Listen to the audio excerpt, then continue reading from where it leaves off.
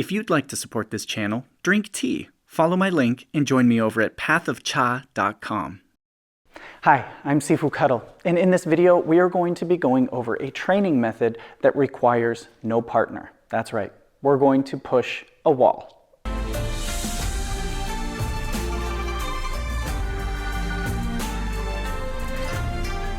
Now we're going to be looking at 4 different ways to push a wall, and these are going to develop 4 different aspects that can help us in our forms, in our push hands, in our martial arts all together. So the very first aspect that we're going to look at is developing structure and connection.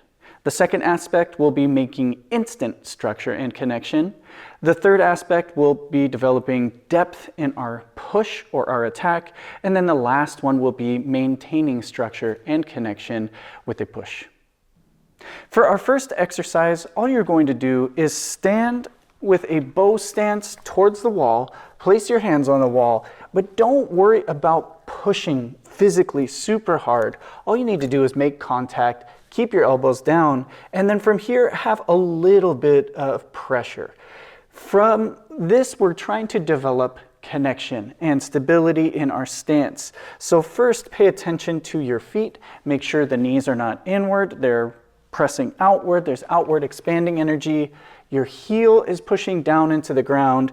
You should feel the connection from your heel all the way through the leg up to the hip, up through the torso, into the shoulders, and to the hands themselves. This does not mean physical tension. You should have very light pressure until you can just feel that. Now, as you're holding this, try to pay attention to your front foot as well. You should have connection with your front foot and your back foot.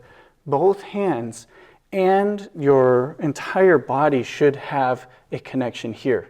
It should feel like an unbroken pipeline. Now that's all we're looking for. And make sure that you switch sides as you do this. You should not have your heart rate go up. You should not start breathing heavy.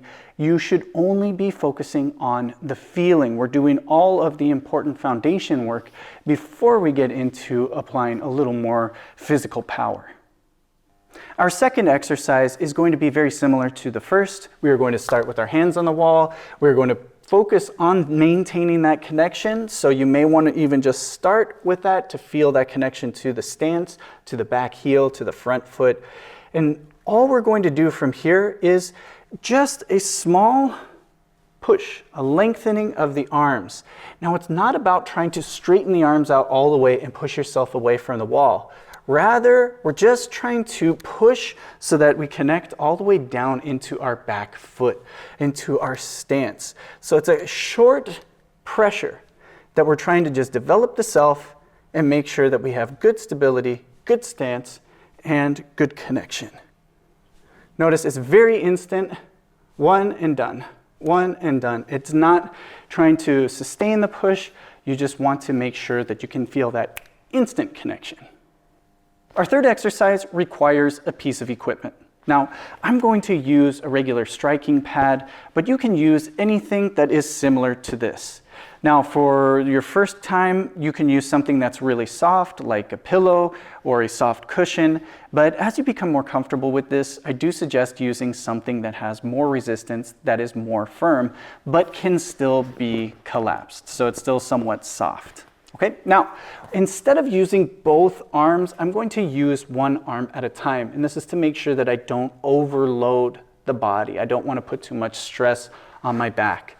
And I'm going to start with my stance again, maintaining that same connection.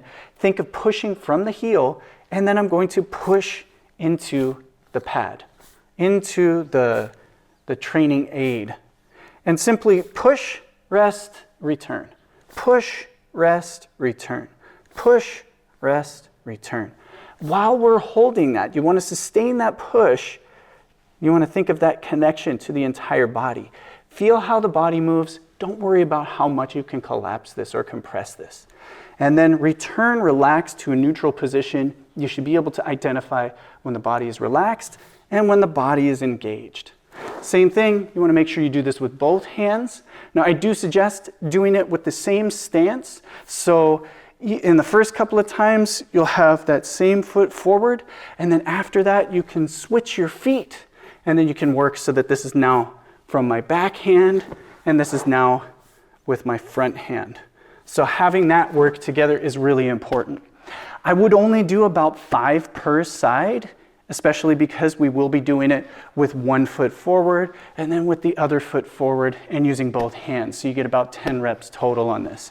This is more on the physical development, but it is very important for once you connect to an opponent and you want to finish up and push through. This is that last little bit of feeling you want, and making sure that your body is connected will ensure a very substantial push. Our fourth and final exercise is more or less a combination of all previous exercises. We are going to be doing one of the more physical pushes, and that's going to launch us midair.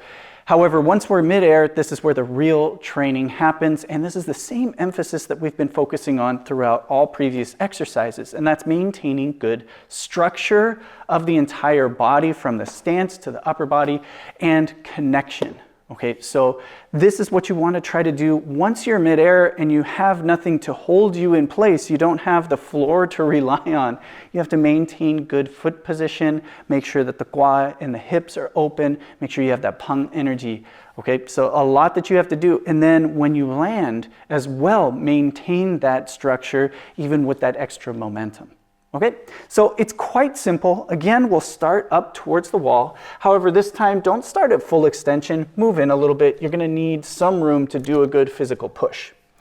Now, as I push, I'm going to do it the same way as when we had that pad. It's just with both hands now. And instead of just letting my body tilt back or trying to shift back to catch that energy, I'm going to do a slight push off the ground at the same time.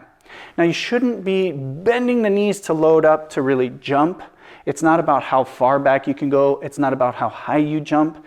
This is just, you want to give yourself a little bit of room so that you don't end up pushing and tripping over yourself. Okay, so again, right here, I'm going to push, and then I'm going to end up maintaining my arms out, landing with my good stance structure. Okay, that's all this exercise is just maintaining structure when pushing yourself away from the wall. Again, same thing, push and land. Now, if I have too much power in the push and I end up getting that extra momentum sending me back, I'm going to do another second hop, because again, this is all about maintaining that stance structure. So here, that push, I may have to do a second hop. Again, a lot of power, whatever it takes to maintain that structure in my stance. Of course, with everything else, you want to make sure you switch sides, and don't do too many of these. 3 or 4 per side is more than enough. It's all about that stance structure development. Okay, so there you have it, 4 ways that you can use a wall to develop your structure and your connection. Now, I did put these exercises in a very particular order, and you should follow that in your own training.